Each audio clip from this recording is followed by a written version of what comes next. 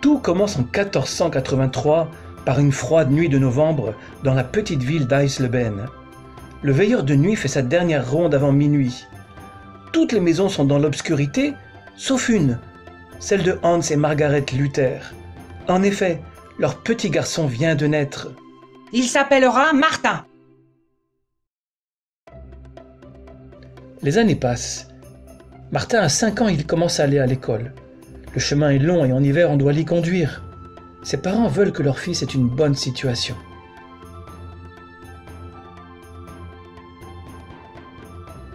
Après 11 ans d'études à Mansfeld, Magdebourg et Eisenach, Martin sait lire, écrire et parler couramment le latin. Peu de gens savent autant. À cette époque-là, on prêche en latin dans les églises, mais rares sont ceux qui peuvent le comprendre. Même la Bible, la parole de Dieu, n'existe qu'en latin. Nous sommes au printemps 1501. Un beau ciel bleu s'étend au-dessus des clochers de la ville d'Erfurt. Erfurt est réputée pour ses nombreuses églises. Martin y fréquente l'université. Son père veut qu'il devienne avocat. En ce temps-là, beaucoup de gens vont à l'église, mais ils vivent toujours dans la peur, celle de l'enfer.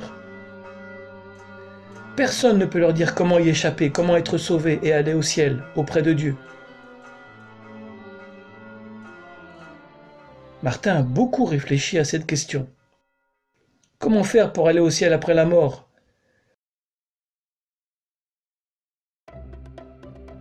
Un jour, en été 1505, Martin rentre à Erfurt après avoir rendu visite à ses parents.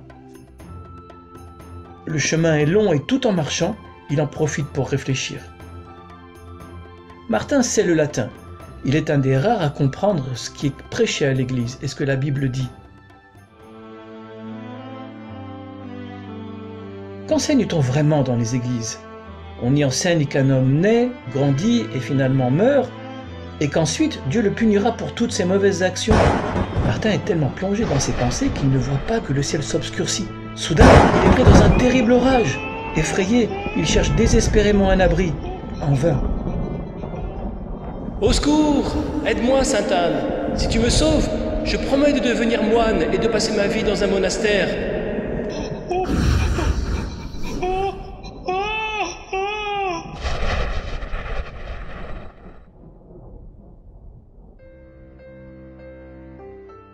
En apprenant cette décision, les parents de Martin sont choqués. Ses amis essayent de le faire changer d'avis, mais Martin veut tenir sa promesse. Quelques semaines plus tard, il entre au monastère des Augustins à Erfurt. Avant de devenir moine, Martin doit se soumettre à une période d'essai. Comme moine, il renoncera à tous ses biens. Il n'aura pas le droit de se marier et devra obéir aux ordres de l'abbé. Martin réussit sa période d'essai en obéissant parfaitement à toutes les règles. Chaque nuit, il se lève très tôt pour la prière du matin qui a lieu dans l'église du monastère. Après, il suit la messe ainsi que 6 autres moments de prière. Martin jeûne régulièrement. Il est souvent triste et soucieux. Je n'arrive pas à devenir meilleur, je fais toujours le mal et j'ai de mauvaises pensées. Dieu est juste, il doit me punir pour cela.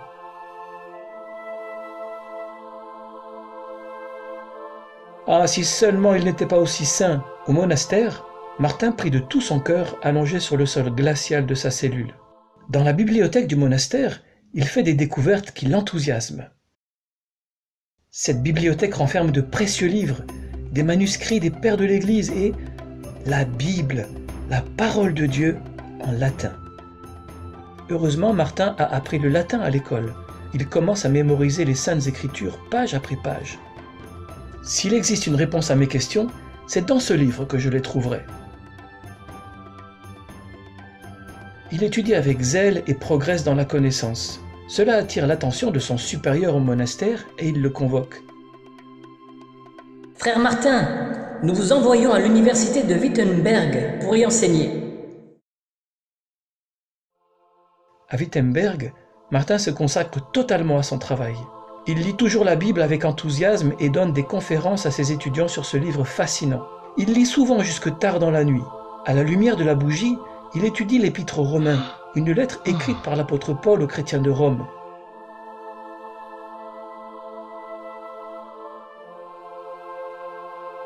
Un verset déclare « Parce qu'en lui, dans l'évangile de Christ, est révélée la justice de Dieu par la foi et pour la foi. Selon qu'il est écrit, le juste vivra par la foi. » Romains chapitre 1 verset 17.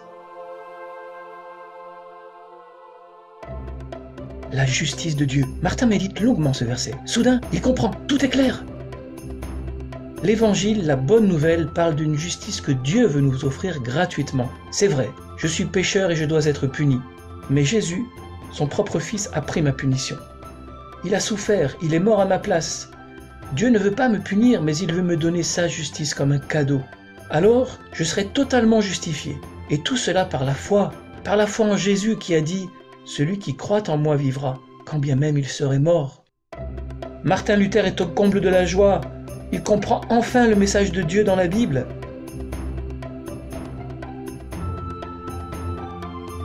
Il invite alors les étudiants à débattre de cette découverte et rédige en latin 95 affirmations, appelées par la suite thèses. Pour les faire connaître, Martin Luther les cloue sur le portail de l'église du château de Wittenberg, selon la coutume de l'époque. Les 95 thèses attirent l'attention. Rapidement, la foule s'assemble pour voir de quoi il s'agit. Regardez, le docteur Luther a affiché quelque chose sur le portail, c'est en latin. Qu'est-ce que ça veut dire? Quelqu'un peut-il le traduire en allemand? Je vais essayer. Tout chrétien qui se repent sincèrement obtient le pardon total de ses fautes. Il est délivré de la culpabilité. Que veut-il dire par là? Il veut dire que nous recevons le pardon de Dieu par grâce, pas en donnant de l'argent à l'Église. Les 95 thèses de Martin Luther sont traduites, imprimées et diffusées dans toute l'Allemagne en 2 semaines seulement. Beaucoup d'hommes d'Église s'opposent à la découverte de Martin car il affirme que les enseignements de l'Église sont faux. On lui ordonne de retirer ces 95 thèses, mais elles ont déjà été largement diffusées. Beaucoup de gens les ont lues, ainsi que d'autres écrits de Luther.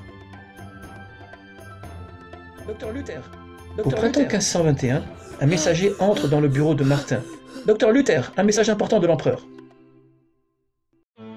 L'empereur lui-même ordonne à Martin de se rendre à la Diète, un comité spécial qui se réunit dans la ville de Worms, en Allemagne.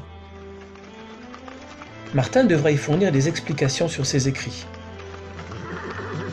Il se rend donc à Worms, tout en sachant que beaucoup de gens préféreraient le voir mort. Mais il sait aussi que Dieu est avec lui. La Diète impériale rassemble les hommes les plus puissants de tout l'Empire. On conduit Martin Luther devant l'empereur.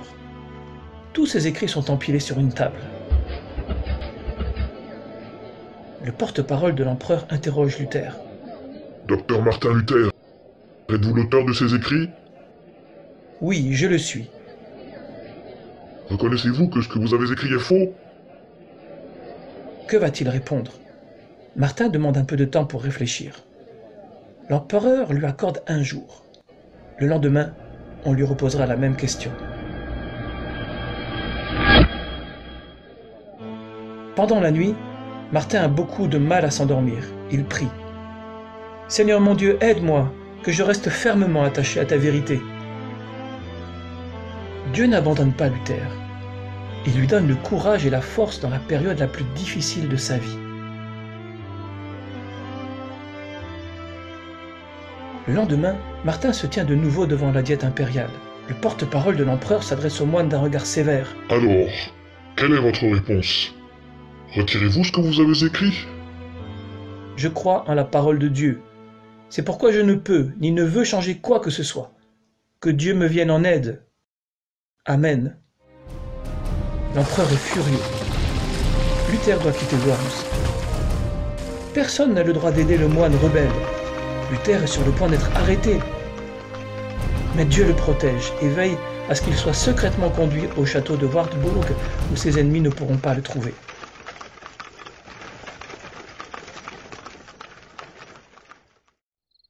Là, Luther utilise le pseudonyme de Messire Jorg. En seulement 11 semaines, il traduit la deuxième partie de la Bible, le Nouveau Testament, en allemand. Dès lors, d'autres pourront lire la bonne nouvelle de Jésus-Christ en Allemagne. Plus tard, Luther et ses amis traduisent aussi l'Ancien Testament. À présent, les Allemands peuvent lire toute la Bible dans leur langue. Martin meurt en 1546 et depuis, des multitudes, tout comme lui, ont découvert la vérité biblique selon laquelle « Je ne peux pas gagner ma place dans le ciel, mais je sais que Dieu a pardonné tous mes péchés parce que Jésus-Christ en a payé le prix en mourant sur la croix. Et toi, sais-tu cela? Le crois-tu? As-tu demandé à Dieu de pardonner tes péchés ?»